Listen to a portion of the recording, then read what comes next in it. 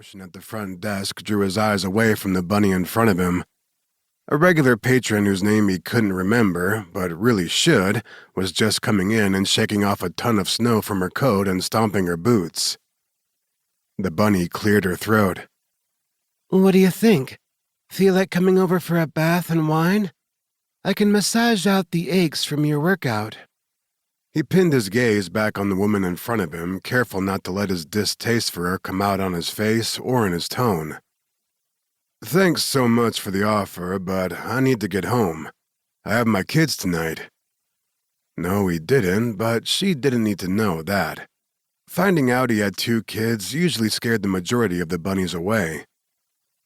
She released his arm and stepped back a couple of steps. "Oh, you have kids."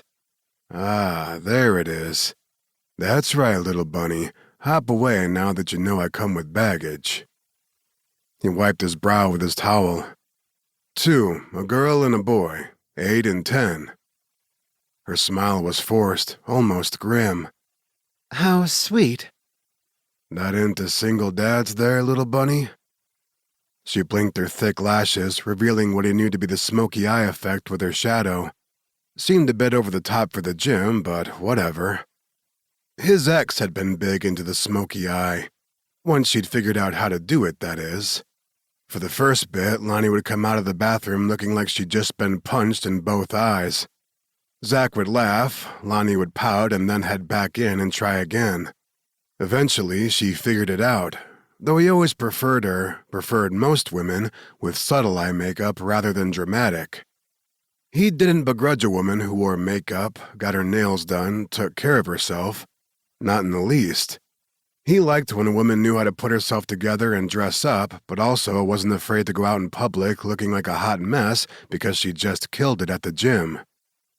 Life was all about balance. Fake nails were fine as long as when the weeds needed to be pulled, she didn't mind getting a bit of dirt on her hands. Or didn't mind breaking a nail as she raked them down his back when he was showing her how he liked to get his cardio workout. He just wanted a woman who didn't prioritize that shit over the stuff in life that really mattered, like health and family. Besides, there wasn't anything hotter than seeing a ring of bright red lipstick around the base of his cock after a really good BJ. However, he could tell in the mere 2 minutes she'd been standing there that Shadley, or whatever the hell her name was, had probably never pulled a weed in her life and definitely wouldn't be caught dead out in public looking like a hot mess. She tilted her head in the direction of the women's changing room. "Oh, I think I hear my phone." Yeah, okay then. You sure it wasn't the K word that scared you off?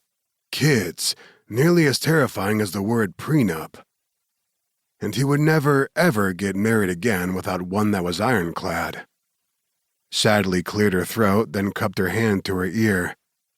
Yes, that is definitely my phone. I left it in my locker. I better go check to make sure it doesn't work calling me. I run a nail salon." She backed up a few more steps.